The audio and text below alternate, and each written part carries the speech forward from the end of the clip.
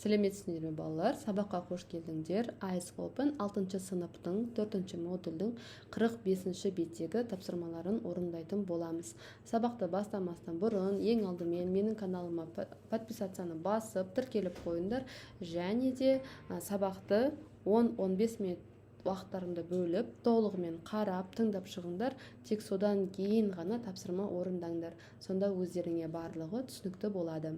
Ендеше сабағымызды бастаймыз. Past continuous, affirmative and negative. Жалпы past continuous дегеніміз не? Past continuous дегеніміз өткен шақтағы әлі де аяқталмаған іс-әрекеттер. Яғни ол өткен шақта басталған, бірақ әлі де аяқталмаған. Бұл өткен уақытта белгілі бір сәтте жалғасып жатқан әрекеттерді білдіреді, және де оның белгілі бір уақыты бар. Past continuous-тың жалпы сөйлемдер үш түрі болады, болымды, болымсыз және сұраулы. Affirmative дегеніміз болымды сөйлем, negative дегеніміз болымсыз сөйлем. Болымды сөйлем, мысалыға I, he, she, it дейді. The teacher was looking after their bags. Мұнда бізде was. Өйткені бізде мұнда жекеше заттар, жеке адам, бір адам туралы айтылған. Сол себептен біз was қолданамыз. Бұл to be-дің өткен шақтағы формасы. She wasn't teaching in the classroom. Ол сыныпта оқымады дейді. Wasn't. Демек, бұл бізде negative, болымсыз сөйлем, және де was қолданып тұр. Өйткені she, ол бір адамға айтылып тұр. Келесі, they were cleaning the park. Олар саябақты жинап жатыр. They, олар, көпше түрде біз to be-дің өткен шақтағы көпше түрінде қолданылатын were етістігін қолданамыз. They weren't playing games. Олар ойын ойнап отырған жоқ. Weren't. Әлі де бұл бізде weren't negative болымсыз сөйлем. Демек біз бірінші сөйлемге was, екінші сөйлемге were, үшінші сөйлемге weren't қояды екен біз. Екінші тапсырма. Exercise 2. Complete the police report with the past continuous form of the verb in the brackets. Мұнда бізге сөйлемдерді аяқтауымыз қажет. Шашырда берілген етістіктерді past continuous етістігіне қоюымыз қажет. Past continuous шағына қоюымыз қажет. Police report. Полиция есебі. Бірден сөйлемді аударып, оқып аудара берейік, балалар. Information, ақпарат. What were you doing at the time? Оқиға кезінде не істеп жаттың? When my friend found the bag, I was climbing a tree and Danny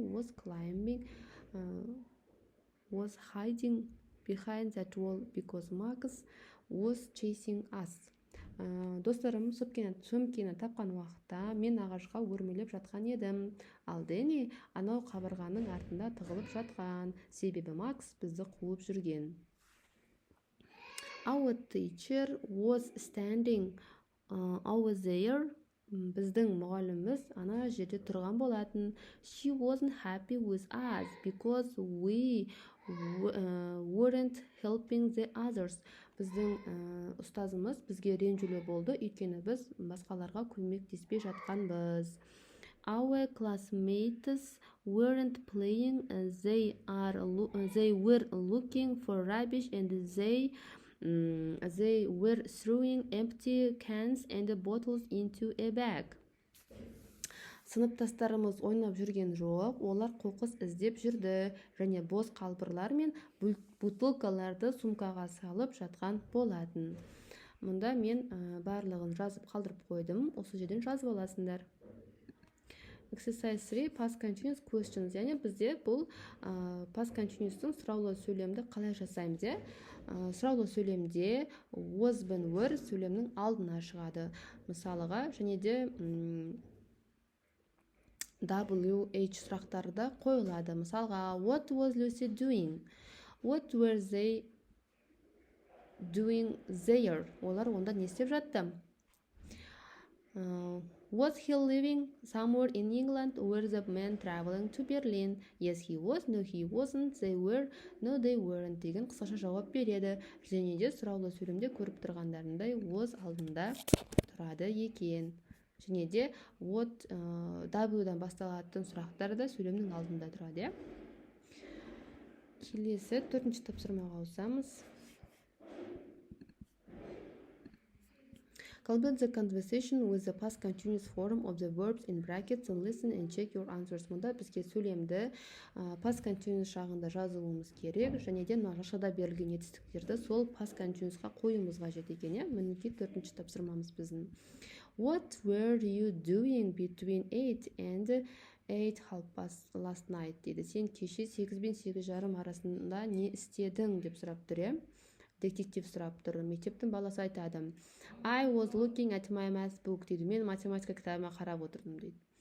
Why were you studying math? Сен не үшін математика оқып отырсың, дейді. Because I've got an exam tomorrow. Өйткені менде ертең емтиханым бар. Where was you sitting? Сен қайда отырдың, дейді. In my bedroom. Менің бөлмемде.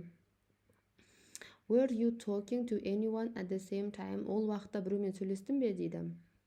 No, I was doing it alone. Жоқ, мен оны жалғыз өзім жасадым деп жауап беріп тұр.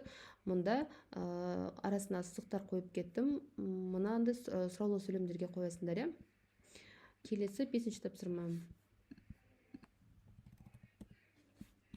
Write questions for your partner with the past continuous. Бізге past continuous шағында сұрақ жасауымыз қажет. Use these times or your own ideas. Мына уақыттарды белгілеулерің керек, немесе өз ойларымен жасаңдар болады, дейді.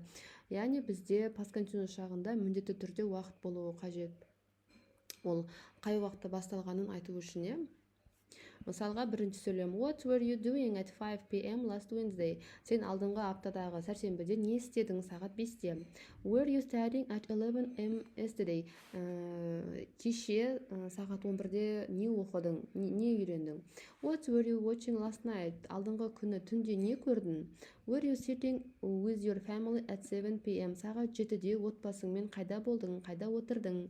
What were you doing at 8 a.m. this morning? Бүгін таңғы сағат 8-де не істедің? Were you getting ready for school? Сен мектепке қай уақытта дайындаласың, дейді. Were you playing outside at 2 p.m. on Saturday? Сенбі күні сыртта не ойнадың сағат 2-де? Деген сұрақтар, сұраулы сөйлемдер жасадық. Келесі exercise 6. 6-ші тапсырма. Work with a partner, ask and answer your questions from exercise 5, дейді. Мұнда бізге 5-ші тапсырмада жасаған сұраулы сөйлемдерге жауап беруіміз қажет. I was walking in the park with my friends. Мен алдыңғы күні сәрсенбі күні досыммен бірге саябақта болдым. What were you doing at 11 a.m. yesterday? Сен кеше не істедің? I was studying English. Мен кеше ағылшын тілін оқыдым. What were you watching last night? Сен түнде не көрдің? I was watching a movie with my family. Мен отбасыммен бірге теледидар қарадым, немесе кино қарадым, иә. Were you sitting with your family at 7 p.m. Сағат 7-де отбасымен қайда болдың? Yes, we are having dinner together. Біз отбасымызбен бірге кешкі ас іштік. What were you doing at 8 a.m. this morning? Бүгін таңғы сағат 8-де не істедің? I was getting ready for school. Мен мектепке дайындалдым. Were you playing outside at 2 p.m. on Saturday? Сен сенбі күні сағат 2-де сыртта ойнадың ба? No, I was finishing my homework. Жоқ, мен өзімнің үй жұмысымды аяқтадым, үй жұмысын жасадым, дейді. Осымен балалар past continuous шағы 45-ші беттегі тапсырмалардың барлығын орындады. Сендерге барлығы түсінікті болды деген ойдамын. Тіркелмеген болсаңыз, менің парақшама тіркеліп, сабақ ұнаса лайк басып, қолдап кет, және сыныптастарымен, достарыңмен бөлісуді ұмытпа.